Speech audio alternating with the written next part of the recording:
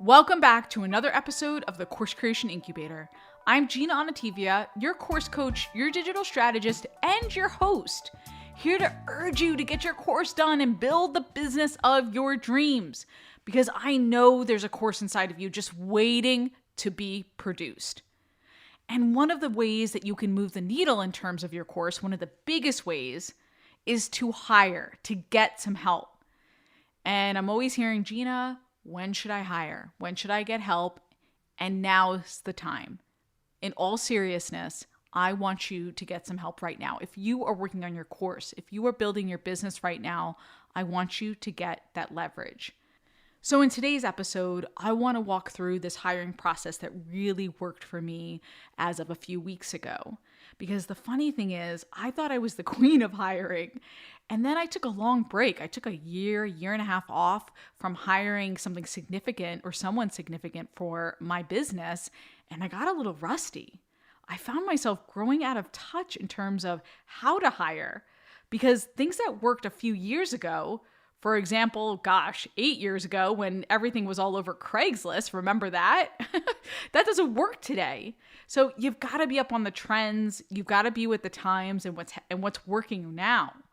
So I was a little rusty, but then I figured it out, and I figured out a really great process that I'm going to replicate at least for the near future until those trends change again. So in today's episode, I'm going to walk through a 5-step system that I used. I'm going to work through the overarching principles of it and give you an overview.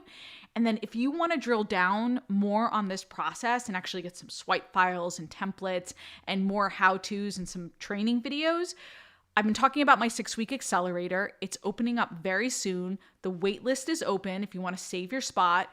And I'm telling you right now that the first day bonus when you sign up is going to be a hiring toolkit with all those goodies I just mentioned, with the templates, the swipe files, with the trainings. You will know how to hire at the end of that bonus, and you're going to get this system in greater detail. So sign up for that waitlist, coursecreationboutique.com/6 weeks. You can check it out. You'll get that first day bonus. I haven't even publicized it yet. It's nowhere on the sales page, but trust me, day one, if you sign up now, if you save your spot, you will get that day one bonus hiring toolkit. Now, before I dive into my no-fail hiring process, as I like to call it, so now I think I'm the queen again, right?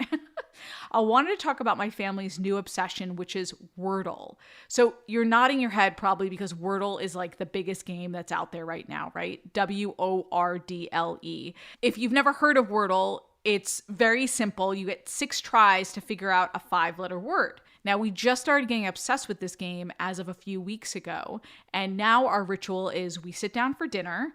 We talk about what's the word we're going to start with, what's our strategy for that night, because we always like to start with a different word. And then I've got my construction paper out and my pen, I've got my tools to try to figure it out. It's very nerdy. And I love every minute of it because we do it as a family and we're all into it. Now, the thing about Wordle, and if you've been playing it, you know exactly what I'm talking about. There's a moment where we think we're not going to get it. Every night, I feel like, wait, there's a U and an H and the E, but the E is not supposed to be in that first spot. What word is this? This is impossible. This can't be right. And we're all looking at each other at dinner. We're like, this is hard. We're not going to figure this out. And then we talk out loud. We write on the construction paper. And usually it's Tristan, my 8-year-old, who has a eureka moment and figures out the word, guys. But something always clicks. And boom, we get the word. I mean, it almost always happens that way. There's this moment of struggle, this moment of doubt. We don't think we're going to get it. And then we come through. And then we always high five at the end. It's super cute. Why am I bringing this up? Because with our courses, sometimes that moment of struggle, but then you break through. With your marketing, you hit a wall, but then you figure out a way over the wall, or sometimes through the wall. Maybe there's a window. And if Wordle is any indication, you can figure it out. So if you're hitting a wall right now, there is a way out. Step away, bring in your family, grab some construction paper. You can figure it out. You can do this. All right, Wordle stories aside, let's get into this 5-step process because hiring is so important. It can change the face of your business. Every time I run an accelerator class, there's always a few students who have their first hires. I remember one year we had a student who hired for her podcast, and it was game changing in terms of how quickly she could produce and how much more effective she could be with her podcast. When I first started, I hired a couple of writers. I think maybe it was 5 hours a week, odd jobs here and there. And then I had one writer who grew into my content director. Then she became my social media manager. And then she helped me run the business for years and years. But it all started with 5 hours a week. So just think about what's possible if you hire someone, even for 5 hours a week, 15 to 20 hours a month, what that impact could have on your business. It could be really, really powerful. Okay, I promised that 5-step process. Let's get into it. Step 1, envision. Now, this is a step that a lot of experts and entrepreneurs skip or maybe don't spend enough time on. And this is the pre-hiring process. That moment when you realize, I need help. And maybe you're even kind of frustrated. You're frustrated with your workload or task you got to be doing. Maybe you're saying, this isn't my gift. I need somebody else to do it. So in that moment of frustration, that's where I feel like the clarity happens. What do I really need? So in this first phase, this first step, write down all the tasks or projects or action items that you don't want to be working on, that maybe you're frustrated with because it's not your zone of happiness or zone of genius. What does that look like? Because you're going to envision that person as your next step. So I know it's not really, Gina, how is this visionary? It is visionary because you're stepping outside and realizing that you are the visionary of your business and of your course. And what are the steps or the things that you shouldn't be doing in order for you to live in your visionary greatness? Let me give you an example of how this works. I always want to give you guys an example. I just hired a content specialist. Actually, I hired a couple of content specialists. As part of my vision, I thought about all the projects or different tasks that I realized maybe I'm not the greatest at anymore. I might have been great at them maybe 8-10 years ago, but I've kind of gone on to different skill sets and different strengths. So I needed to think through what are the projects and the action items and the different things that I didn't want to be working on because it wasn't in my zone of happiness anymore. All right, so you're going to do that as part of step 1. Then in step 2, you're going to define. What does it mean to take all these action items and all these different projects that you don't want to be working on or you shouldn't be working on? When you bring them together, who is that? What is that role? Is it a tech manager, a content writer, an executive assistant? What does that person look like on paper? And if you don't know, Google it, or even better, go on LinkedIn, because you're connected to all types of people and you could do searches and figure out, oh, I didn't know Ashley could do that. Oh, John's got this set of skills and this background. He might be great in this role that I've defined. So it's almost like finding an avatar for this role. It's similar to when you're working on your course. You think about your audience and your avatar. Jane, who works from home, she's got 2 kids, she's married, she's under the age of 40, and she needs this because X. So just like that, you're coming up with your role avatar, the type of person that you want to hire. So step 2, you're defining that. You're taking all the stuff you wrote down as part of step 1 and morphing it into a role, into a person, and you're giving it a name. And you're doing that keyword research. Going back to my example, I was originally thinking maybe I'm looking for a content writer or a content developer, but after doing some research on LinkedIn, I realized I wanted a content specialist because I saw that some of the people that I was attracted to for this role were calling themselves content specialists. So there you go. There's an example of how I use keyword research to refine my own search. Okay, now you're ready for step 3, where you're describing. This is where you're writing down the description, which is so important. Now, a lot of people start with this step, but you're going to go back and do steps 1 and 2, right? And you need those steps 1 and 2 because you want to hone in on who this person is, where the heck they are in the market. Because just like with your course, you don't want to create a course in a vacuum, and you don't want to do a hire search in a vacuum either. You want to make sure there's a job market for this role. You want to make sure that there's a job market for this role and there's someone who can actually fulfill it. So you're writing your description, something juicy about your business, why they should work for you. You're writing down what you need for them, what the role would involve, how many hours, what's the pay. Break it all down. Remember that if you're hiring someone who does this type of work regularly, they can probably do tasks more quickly than you can. Let me give you a side note about the hours. Remember that you're hiring someone who does this type of work regularly, so they can probably do tasks more quickly than you can. So you don't need to bring someone on for a lot of hours at first. You can even have a contractor work for you for 3 hours a week. Think about all the things you can do with those 3 extra hours.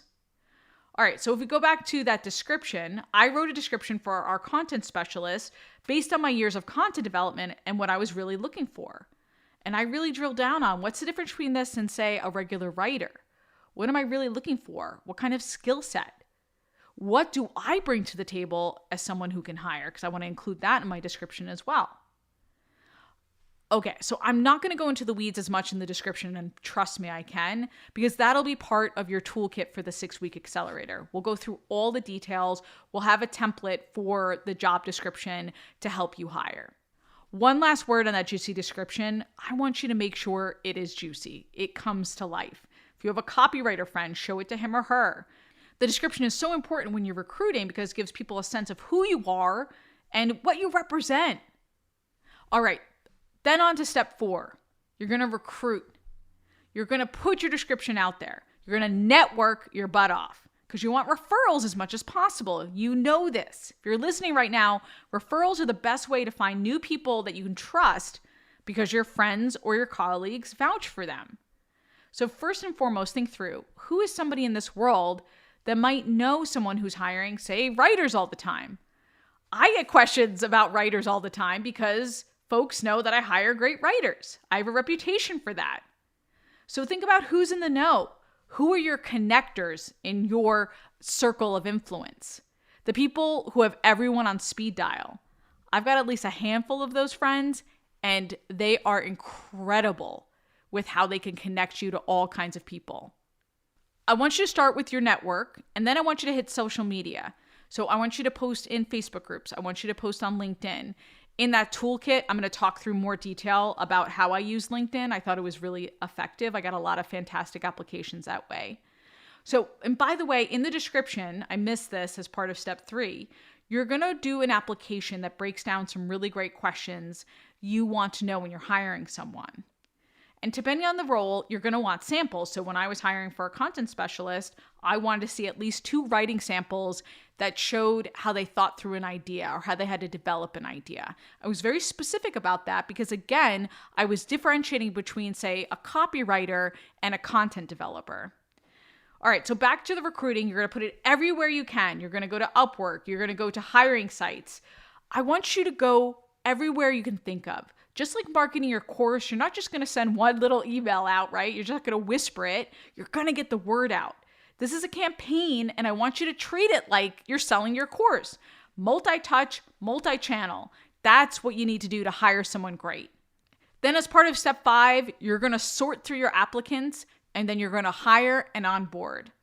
So you're going to go through your applications. You're going to pick out the best 3 or 4 that you think are best to interview. And you're going to find out more about them. You're going to give them test assignments. And then you're going to onboard them as part of your business.